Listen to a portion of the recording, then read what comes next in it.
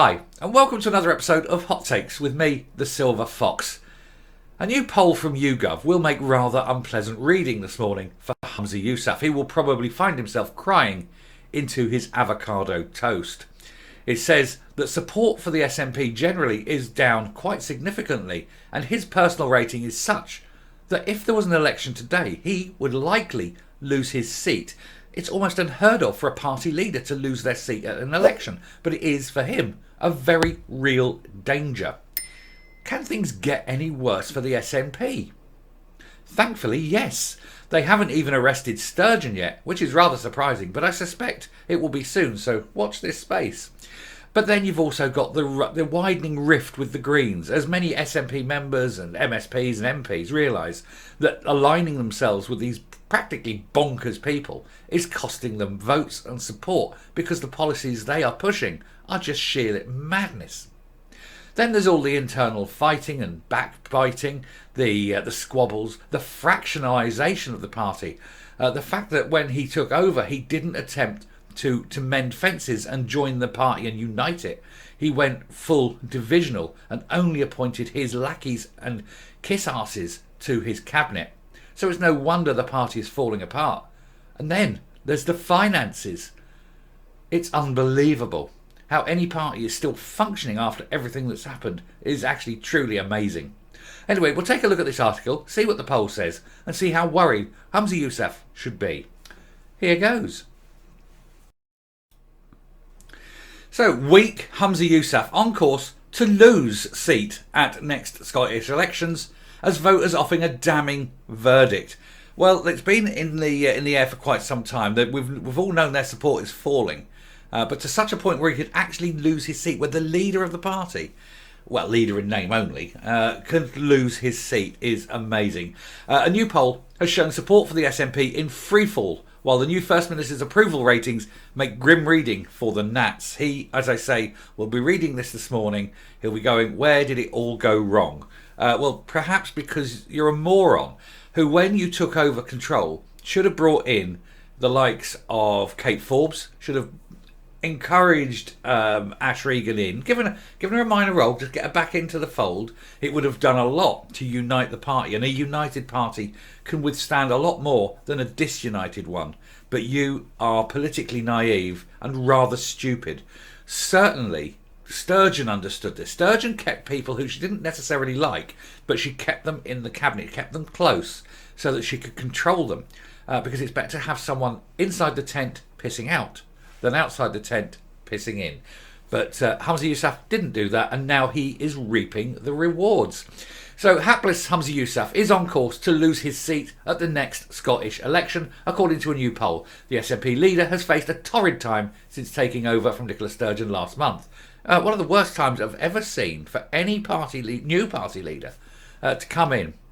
I've never seen anything like it with any party ever. It's most amusing. I mean, let's be honest. Everyone who watches these videos is finding it really amusing. I mean, obviously you get a few comments down in the comment section from the Nats who find it less than amusing, and they get all stampy feety and shouty and hurty feelings. But you know what? Don't care. Anyway, many observers have predicted he'll be ousted as SNP leader before the next election. I'm reckoning he won't see the end of May. But even if he clings on, he could be in line for a Holyrood exit anyway.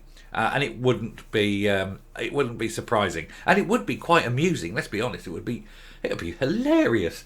Anyway, it comes after a new poll showed support for the Nats was collapsing ahead of the next Scottish Parliament vote. Still 2.5 years away, unfortunately. The YouGov survey showed support has fallen 5% from the last YouGov study to 38% for the Nats. Now, yes, we must pick up on this. It is a massive fall, but they're still going to be the most voted party by a whisker.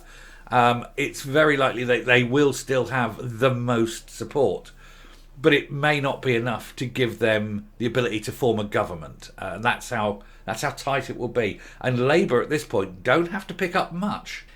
It's tiny. You're talking percentages here. It is absolutely razor's edge now. Scottish Labour would be the big beneficiaries, picking up 30% of the vote, with the Tories on 16%. So I say with 38 for them and the Labour 30%. It's only a 4% more swing and from SNP to Labour. And they'll have it, but of course, not everyone who leaves the SNP will go to Labour. Some will go to other parties, particularly Alex Salmond. They'll jump ship to Alex Salmond simply because they want independence, but they don't want the SNP. So I think Salmond may end up with a few seats, unlikely as it seems. There's also the case that there may be one or two SNP MSPs and MPs that are prepared to jump to Alba. So wait and see on that one. The SNP's government partners, the Scottish Greens, limp home with just 2% of the constituency vote, which wouldn't be enough to give them a seat. On the list, the SNP support has falled. Has falled. I'm going to put an aside here. This is the state of modern education. This is the Scottish Daily Express, and I hope to God this isn't the state of Scottish education, because if it's fallen this bad, it's pretty bad. It says here, on the list, SNP support has fallen to 30%. I mean, God almighty. Either fallen, which is what it could be, or it has fell to 30%. Falled is the sign that the Scottish education system is a far worse state than even I thought it was possible. That is terrible, isn't it? Anyway, this could spell bad news for the First Minister. Yes, but great news for everyone else. Commenting on the poll, political analysis website Ballot Box Scotland said there have been a few polls lately where folk have seen the SNP losing Glasgow Pollock and excitedly declared Humza Yousaf would lose his seat.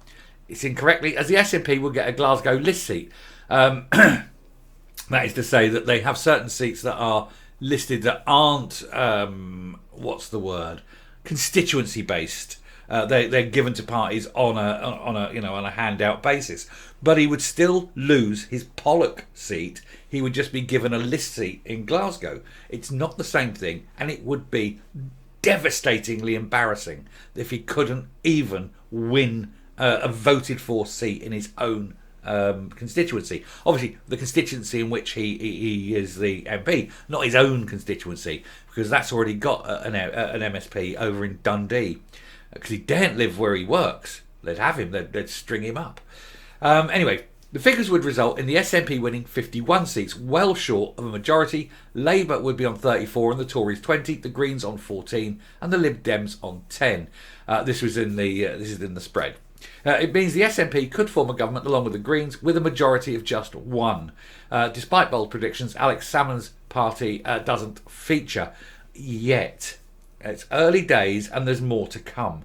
And don't forget that they've still got the Sturgeon scandals ongoing. She hasn't been arrested yet. That will definitely have an effect. Then any charges brought against any of them will have a massive effect. And that's assuming that they can even fight the election because their funds are so small. And if they lose the £1 million plus short money at Westminster, they run great risk of being bankrupted and actually ending as a party. The Electoral Commission could forcibly disband them. It is that close to happening as well.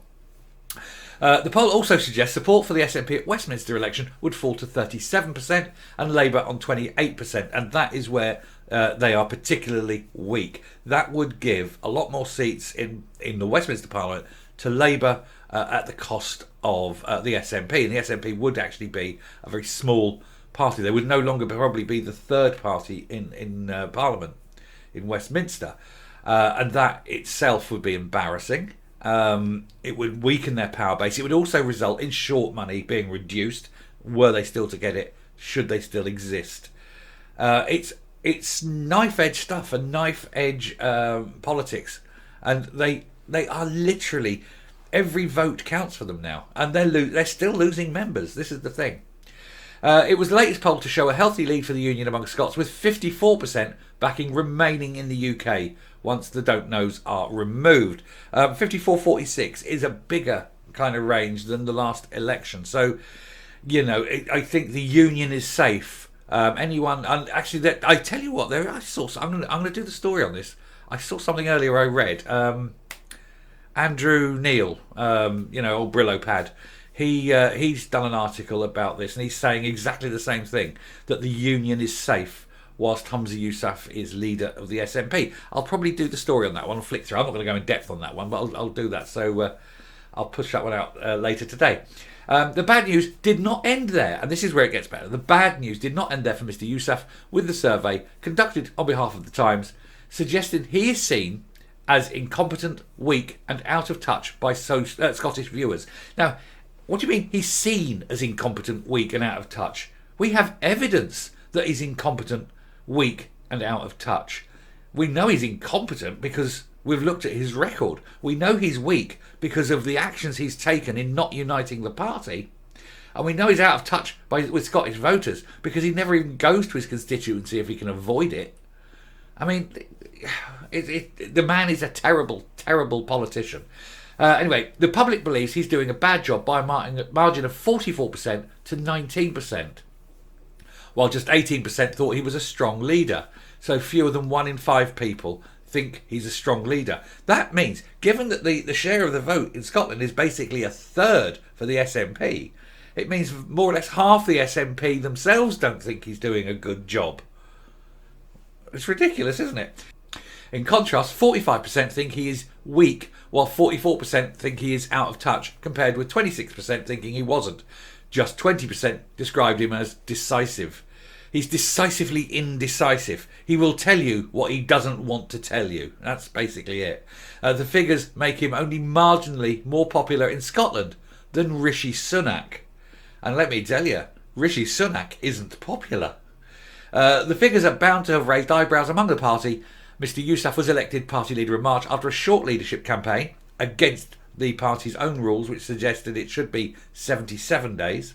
But despite having support of the party machine, he only narrowly pipped Kate Forbes, widely seen as a far more competent operator in the final vote. And Kate Forbes, the only person, and I say this at time, but it is absolutely true, she is the only person who's got any chance whatsoever of saving the SNP, because under him it cannot be saved. Under him the union is strong, so we want to hope that he stays leader as long as possible. It's just a shame that his policies are damaging to Scotland, but far less damaging than it could be. Anyway, I shall round off. Come up. So he has a long, difficult task ahead of him. He's got to turn around the party's fortunes. He's got to show himself as being strong, decisive and a natural leader. He's got to ensure that the accounts are sorted out and that they're presented in a correct way, in a timely manner, before the electoral commissions, both in Westminster and Holyrood, sort of intervene to have their say on it. He's got to unite the party. He's got to bring in to the fold all those people he's alienated, and he's got a very short time span in which to do it. Meanwhile, Labour in Scotland are somewhat resurgent and gaining popularity. The membership of the SNP is falling, and many will be going to rival parties. And the one person who can possibly save the party is the one person he cannot abide and cannot bring close to him. It's brilliant, isn't it? I mean, this is going to be a long, slow burn. I think we're going to watch this party fall, crumble, break, and just slowly fade into obsolescence, and it will be an abject failure at every level. Nicola Sturgeon must be looking at this and thinking, thank God I got out when I did. I'd hate to be sitting in that chair. Sure, she's the subject of sort of speculation and a police investigation, but even that must be much more comfortable than being sitting where Humza Yousaf is at the moment. Anyway, long may it continue. More please. Just keep giving us more. The SNP are pure gold, aren't they? This is just an amazing news story. And the more you hear of it, the more there is. The worse it gets for them. Fantastic stuff. Anyone who's in any way interested in any kind of political stories or political history especially, because you can guarantee this will be taught in political history lessons around the world for years to come, on how not to form a government, how not to be a party, how not to be the leader of a party. It's just It's startling and stunning. I'm just amazed that he's still in his job. But I'm also amazed that the SNP still exists. But hey, for how much longer? Who knows? Anyway, I'll stop there. Thank you very much for watching. Do hit the subscribe button if you haven't already. Ring the bell. Leave a like, leave a comment. Please share the video. Definitely leave the like. It helps. And until next time, stay safe, stay well. Keep watching this show because it's set to run and run and run. And goodbye.